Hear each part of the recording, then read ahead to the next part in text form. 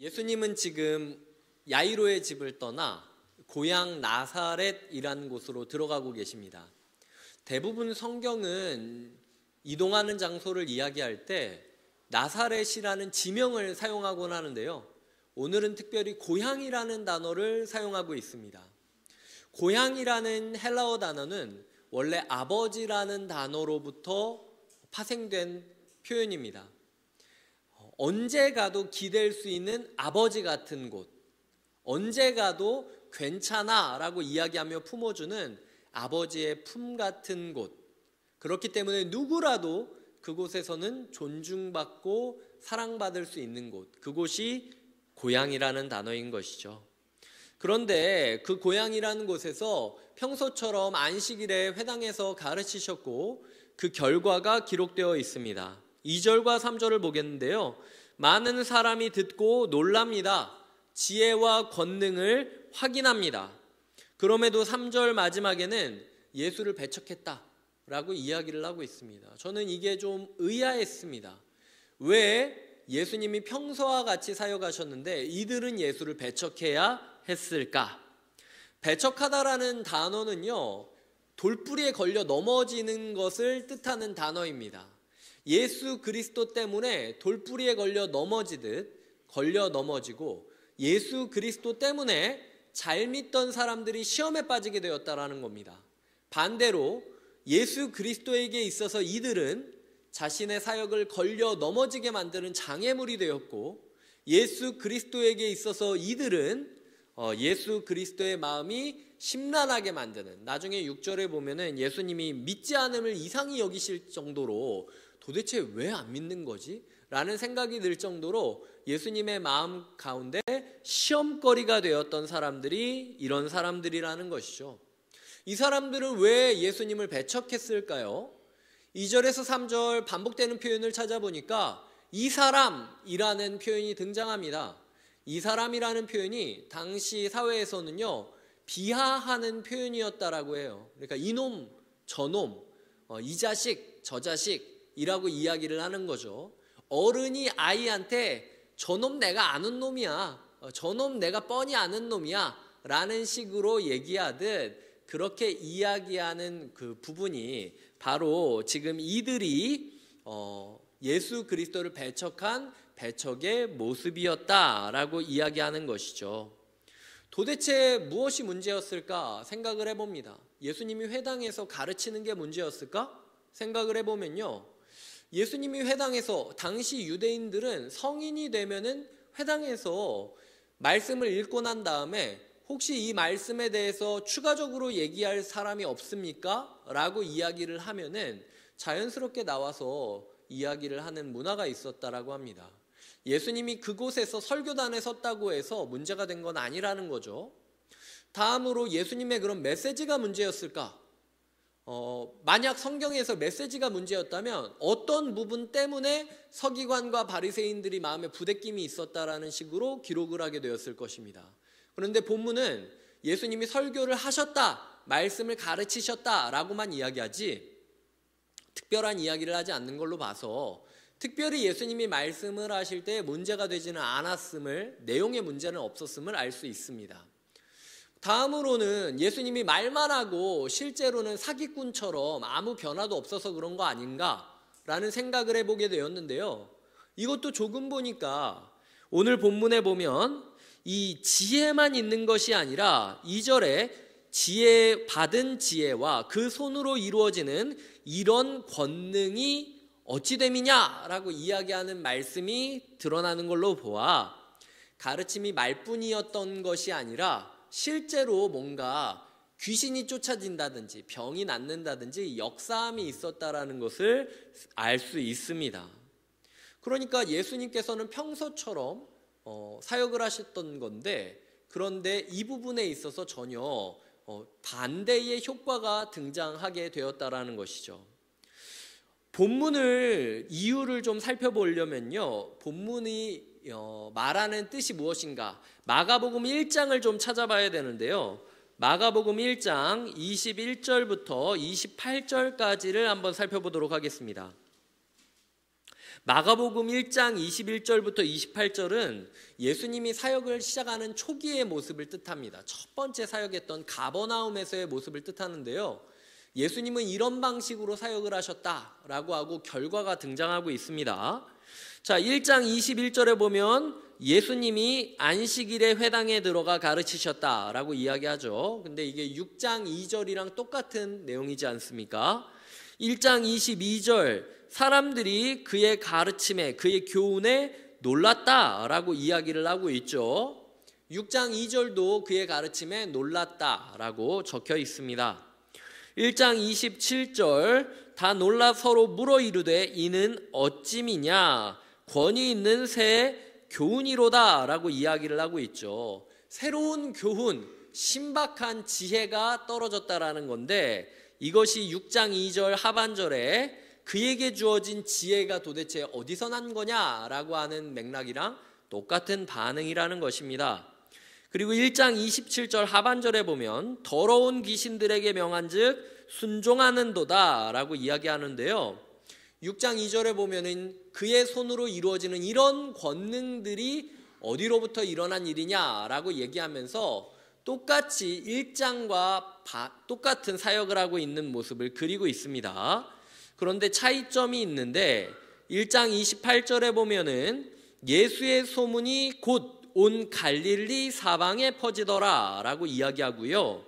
1장 29절부터 34절까지는 단락이 많은 사람을 고치시다 라는 제목으로 단락이 이어지고 있는 반면에 6장은 3절에 예수를 배척한지라 라고 이야기를 하며 5절 하반절에 다만 소수의 병자에게 안수하여 고치실 뿐이었다 라고 이야기를 하고 있습니다. 다시 한번 이야기 드리지만 똑같이 사역을 했는데도 불구하고 어떤 사람들은 많은 사람들이 예수 그리스도께 나왔고 많은 사람들이 예수 그리스도로 말미암아 회복되었는데 오늘 우리가 묵상하는 6장은요 많은 사람들이 예수를 경멸함으로 이놈 저놈이라고 불렀고 그리고 많은 사람들이 예수를 배척했다라고 이야기를 하고 있습니다. 그 이유가 무엇인가? 3절에 이유가 나오고 있습니다. 3절입니다. 이 사람이 마리아의 아들 목수가 아니냐? 마리아의 아들 예수가 아니냐라는 말이 아닙니다. 마리아의 아들 목수가 아니냐라는 말인 거예요.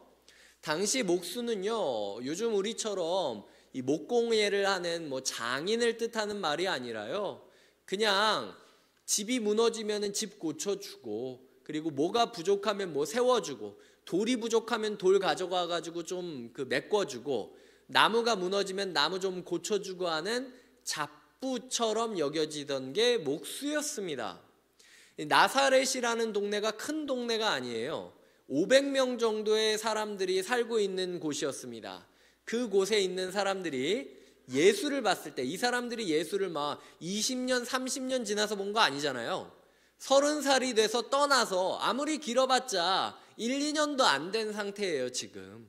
근데 예수가 30년 동안 내가 봐왔고 얘가 어디서 뭘 했는지 아는 친구가 와가지고 자기가 메시아다 이렇게 이야기를 하니까 지금 이렇게 얘기하는 거죠. 얘 마리아의 아들 목수야. 얘 누구 집 개 장손아냐? 얘 우리 집 대문 고쳐줄 때 왔던 개 아니야? 라고 이야기하는 깔보는 표현이 지금 이 표현이라는 것이죠. 거기다가 족보가 굉장히 길게 등장하고 있지 않습니까? 야고보, 요셉, 유다, 시몬의 형제고 그 누이들이 우리와 함께 여기 있지 않느냐? 라는 이야기는 뭐냐면은 익숙하다는 거예요. 내가 니네 집 젓가락 숟가락이 몇 개인지도 다 아는데 네가 우리를 위해 온 말씀의 성취자고 메시아라고? 구원자라고?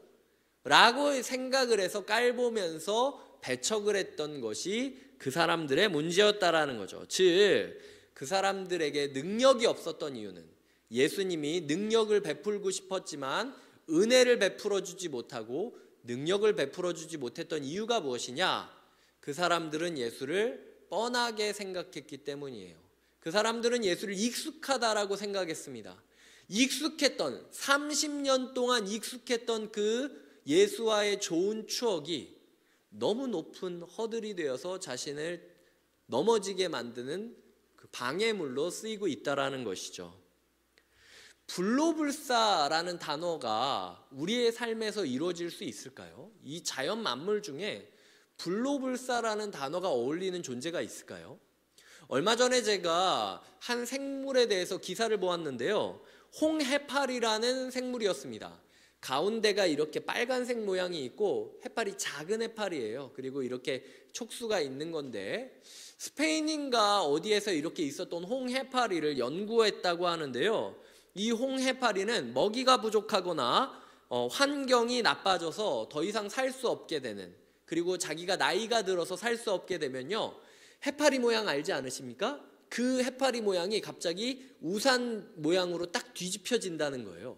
자기의 온 몸을 180도 틀어버린다라는 거죠. 그리고 촉수까지 그 우산 안으로 집어넣는다고 합니다. 그래서 번데기를 만드는 거예요.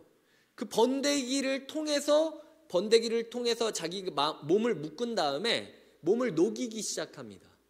그래서 세포를 다시 형성시키는 거예요. 48시간 정도의 시간이 지나면요, 얘가 다시 어렸을 때의 모습으로 딱 바뀐 상태로 살아간다고 합니다.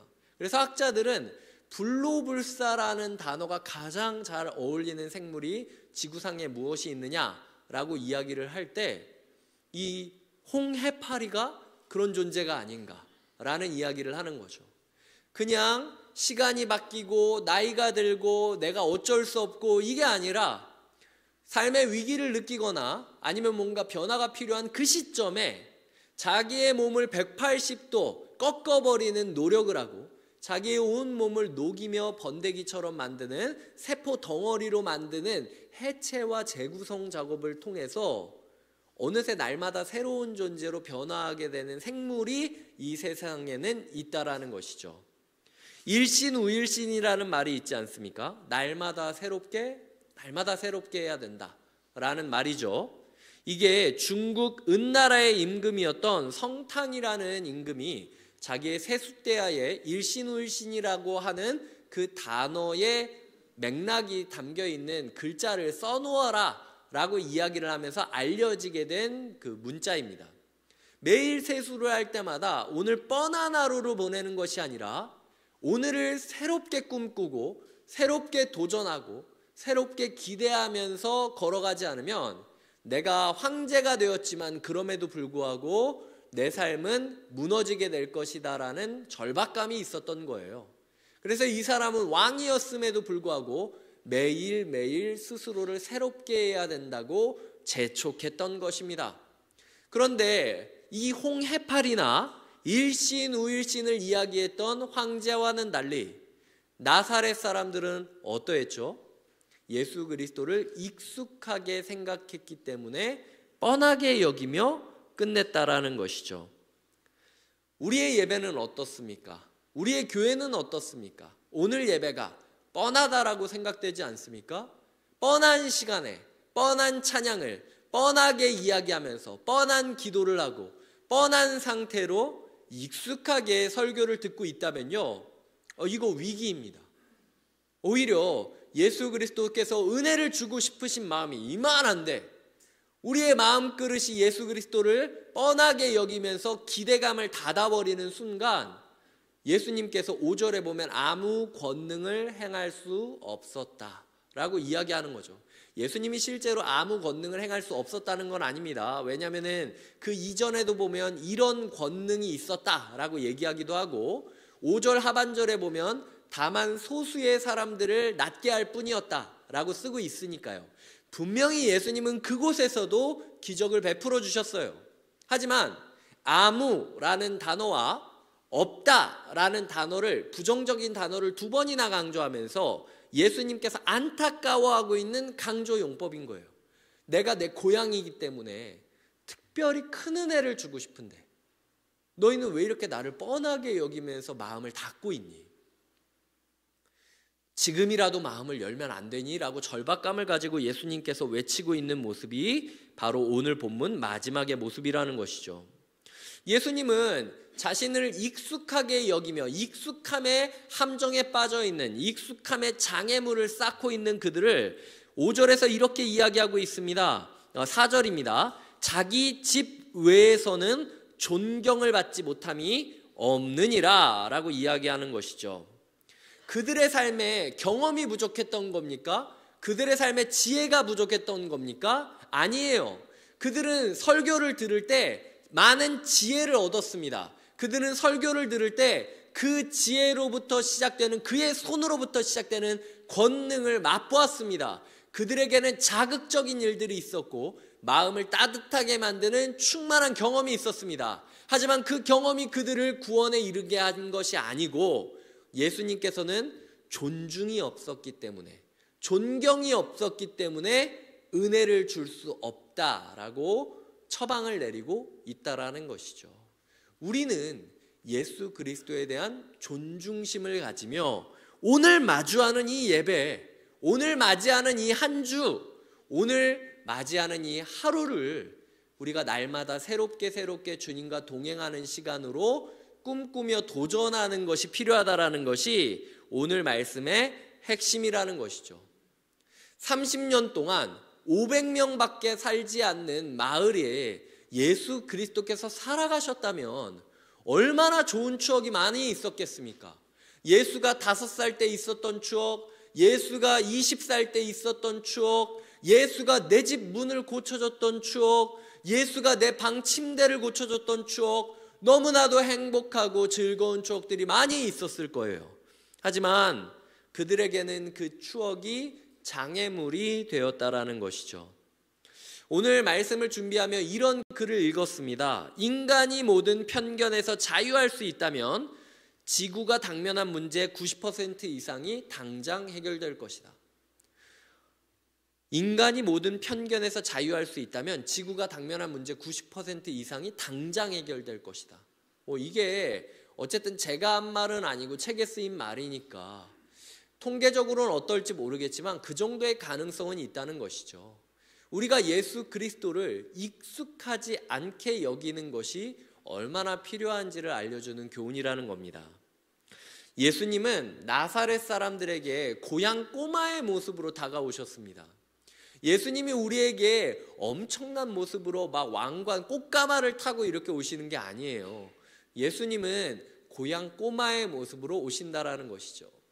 그래서 주변을 둘러보셨을 때 뻔한 사람들, 뻔한 자리, 뻔한 표정이라 할지라도 그분이 예수님일 수 있는 거예요. 그리고 특별히 오늘은 어버이 주일이지 않습니까? 어버이들에게 항상 어버이 주일에는 어머니를, 아버지를 존중하라 라고 이야기를 하거나 아니면은 자녀를 잘 가르치는 방법에 대해서 이야기를 하거나 라고 이야기하지만, 오늘 말씀이 주는 교훈은 무엇인가? 아이를 예수 그리스도라고 생각하고 맞이하면 다를 수 있다는 거예요. 고향 꼬마의 모습으로 오는 예수 그리스도가 지금 아침에 문을 열고 내가 바라보는 저 자고 있는 아이의 모습으로 예수님이 오늘 나의 삶에 다가올 수도 있다라는 사실을 인지한다면 우리의 삶에 너무나도 놀라운 변화가 있을 수 있다는 겁니다. 고향 꼬마라는 사실에 꽂혀가지고 사람을 비하하고 폄하하는 것이 아니라, 그럼에도 불구하고 예수 그리스도의 얼굴을 떠올리며 서로를 존중하는 마음이 우리의 가정과 교회와 주일학교 아이들에게 필요하다라는 것이죠. 저는 제가 중학교 2학년 때부터 학생으로 있었던 교회의 고등부 교육 전도사로 사역을 시작했습니다. 제가 그 교회에서 청년 리더가 되기도 했었고, 고등부 보조 교사로 고3이 끝나자마자 사역을 시작해가지고 정교사가 되면서 군대를 갔다 왔고, 군대 다녀온 후에 바로 고등부 교육 전도사가 되었던 거예요. 어떻게 보면은 그때의 예수님의 마음과 지금 그때의 제 상황과 많이 비슷한 상황이었던 거죠. 모교회에서 중학교 때부터 있었던 그곳에서 사역을 시작할 때 제 마음 가운데 느꼈던 한 가지 사실은요, 저랑 가까운 사람일수록 저를 존중해 주셨다라는 거예요. 제가 고등부 학생일 때 저희 담임 선생님이 그 부서에 계셨습니다. 제가 고등부 보조교사일 때 고등부 정교사들이 그 안에 있었어요. 그런 사람이 고등부 교육전도사가 된다고 했을 때 얼마나 우스웠겠습니까? 저를 아는 사람들은 저를 마음 다해 웰컴해 주시면서 환대해 주시면서 제가 이야기하는 부분에 있어서 최대한 하나님의 말씀이 아이들한테 심겨줄 수 있도록 노력을 해주셨어요.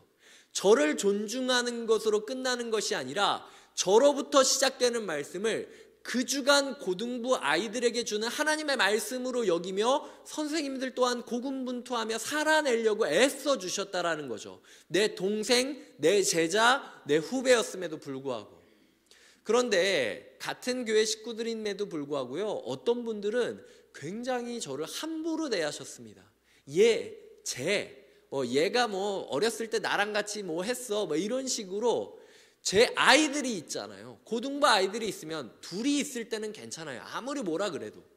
근데 아이들 앞에서 교육자로서 하나님의 말씀을 전하고 있는데 쟤는 어렸을 때도 저랬어. 항상 진지했지. 안 들어도 돼. 이런 식으로 이야기하는 모습들이 제가 느끼기에는 이분은 지금 친밀감으로 이야기하는 거지만 저에게는 굉장히 큰 무례함이자 하나님의 사역을 막는 장애물로 느껴졌습니다. 우리가 서로가 서로를 향해서 그렇게 대하고 있는 것 아닌가 생각해 보아야 된다라는 거죠. 남편이 이야기하면 꼭 아내가 태클 겁니다. 아내가 이야기하면 꼭 남편이 비아냥거려요. 부모가 얘기하면 꼭 첫째가 뭐라 그러고 이런 식이지 않습니까? 우리의 삶에 서로가 서로를 존중하는 문화가 세워져야 예수 그리스도께서 우리에게 주고 싶으신 은혜와 권능이 온전히 쏟아지는 모습들을 우리가 누릴 수 있다라는 것이죠. 이런 책을 읽었습니다. 아이들이 신에 대해 묻다라고 하는 책이었는데요. 한 종교인과 교육학자가 함께 아이들에 대해서 교육에 대해서 쓴 교육 철학책입니다. 거기서는 교육 철학에 대해서 3가지 샘플을 듭니다. 어떤 사람들은요, 아이들을 백지라고 생각하고 능력과 기술로 그 백지를 채워줘야 된다. 부모와 교사들이 그 백지를 빽빽히 채워줘야 아이들이 그 쓴 만큼 자라갈 수 있다라고 이야기하면서 지식 전달형 교육이 필요하다라고 얘기하는 분이 있고요. 어떤 사람들은 백지는 아니지만 찰흙 같은 존재다. 그래서 찰흙을 어떻게 이렇게 주무르느냐에 따라서 모양이 달라지듯 이 도공형 철학, 아이들을 자신의 힘으로 잘 빚어줘야 된다라고 이야기하는 교육자들이 있습니다. 그런데 3번째로 어떤 교육자들이 있냐면 아이의 기질이나 성격이나 특성을 인정해 주는 거예요. 이 아이는 지구상에서 딱 이 아이밖에 없다. 어떤 원칙이나 획일화된 방법으로 이 아이를 제한할 수 없다. 신이 이 아이를 만든 건 이 아이만의 소위 말해서 품종이 있다. 어떤 식물은 물을 많이 뿌려야 되고 어떤 식물은 물을 적게 줘야 되지 않겠습니까?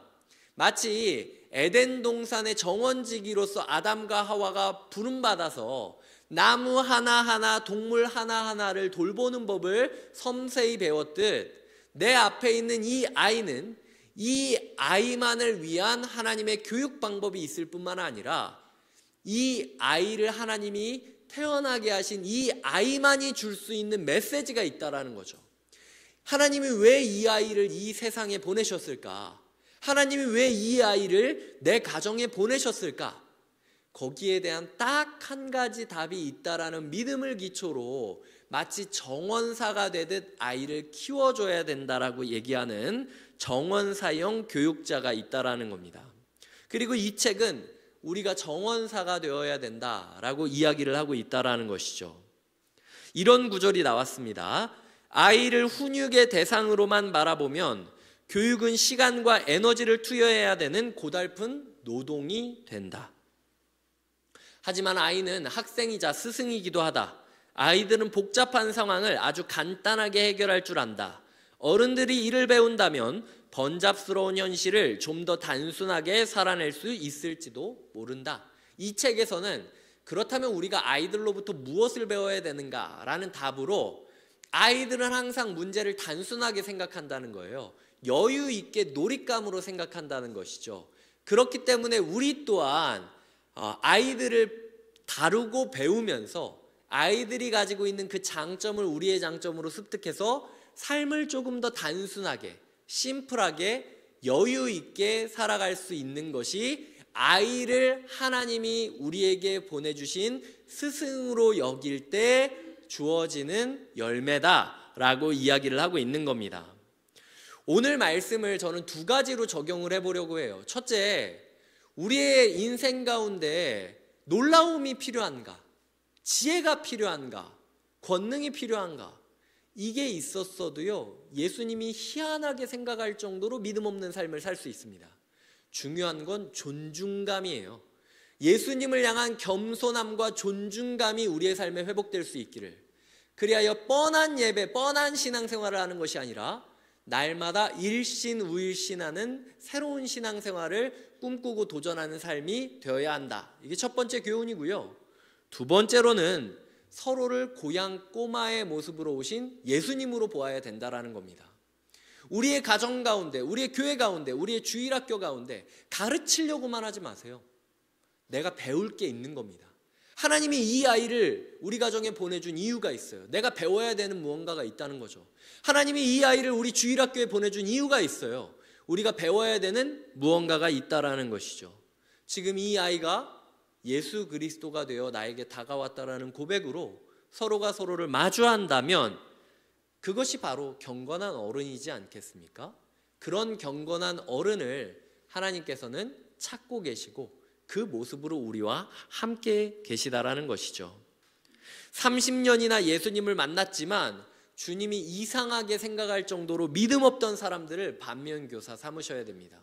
우리의 삶에 더 이상 예수님을 뻔히 여기면서 예수님을 함부로 대하면서 오늘 예배는 이랬어 저랬어, 오늘 다락방은 이랬어 저랬어, 오늘 GBS는 이랬어 저랬어, 오늘 설교는 이랬어 저랬어, 이런 식으로 함부로 대하며 존중감을 잃어버리는 것이 아니라 서로가 서로에 대해서 존중감을 회복하고 당신이 나를 위하여 온 고향 아이 예수의 모습이다 라고 고백을 해야 된다라는 것이죠.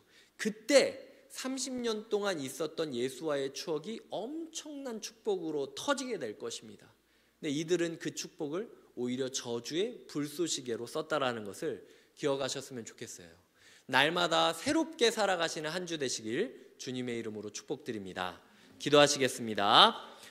하나님 아버지 감사합니다. 우리의 삶 가운데 익숙함의 장애물과 함정이 있음을 깨닫게 됩니다. 우리가 예수 그리스도를 향한 존중감을 회복하게 하여 주시옵소서.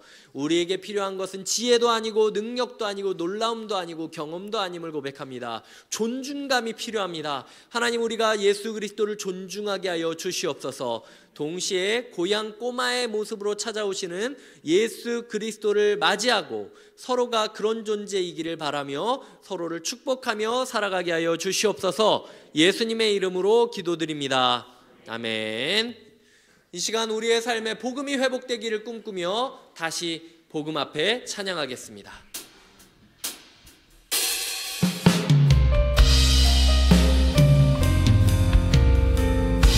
많은 이들 말하고 많은 이들 노래는 하지만 정작 가지 않는 길 두려운 생각보다 많이 힘들고 험한 길보다 그저 날로만 가려니에 점점 멀어져만 가네. 내게 생명 주었던 그리 점점 이용하려 하네. 점점 이용하려 하네. 내게 사랑 주었던 다시 복음 앞에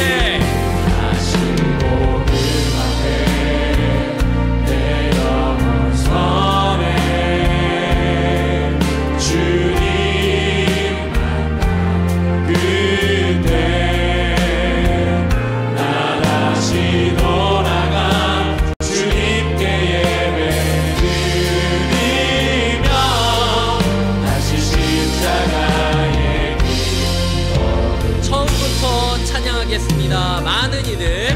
많은 이들 말하고 많은 이들 노래는 하지만 정작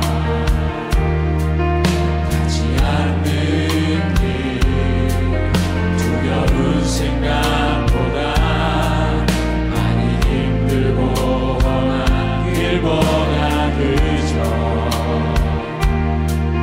별로 만나려니 해 점점 멀어져만 내게 생명 주었던 그 길 점점 이용하려 하네 내게 사랑 주었던 그 길 다시 모든 앞에 내 영혼 선해 주님 만나 그때 나 다시 돌아가 주님께 예배드리며 같이 십자가의 길 육체를 신뢰하지 않고 신뢰하지 않고 겸손한 마음으로 그 안에 능력과 고난에 참여하며 그의 죽으심을 본받아 그리스도를 얻고 예수의 안에서 발견되려 합니다.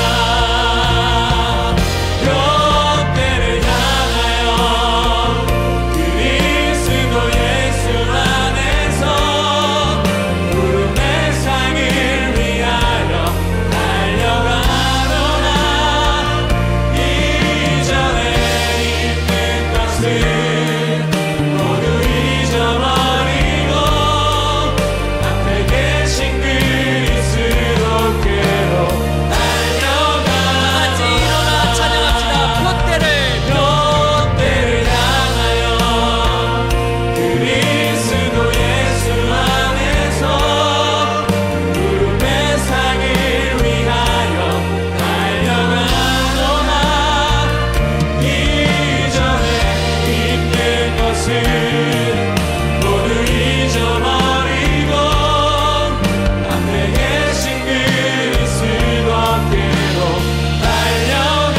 이전에 있는 것은 이전에 있는 것을 모두 잊어버리고 앞에 계신 그리스도 다시 한번 찬양합시다.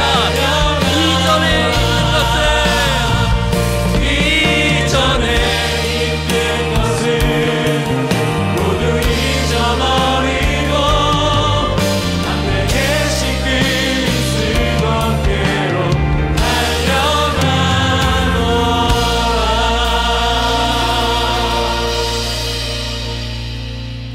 기도하시겠습니다. 우리 주 예수 그리스도의 은혜와 하나님의 사랑과 성령님의 교통하심이 익숙함의 장애물을 넘어 고향 꼬마의 모습으로 다가오시는 예수님을 존중하고 배우며 이 마음으로 서로를 대하기를 소망하고 결단하는 주님의 사람들과 곁에 있는 교회에게 지금부터 영원토록 함께해 주시기를 간절히 축원하옵나이다. 아멘.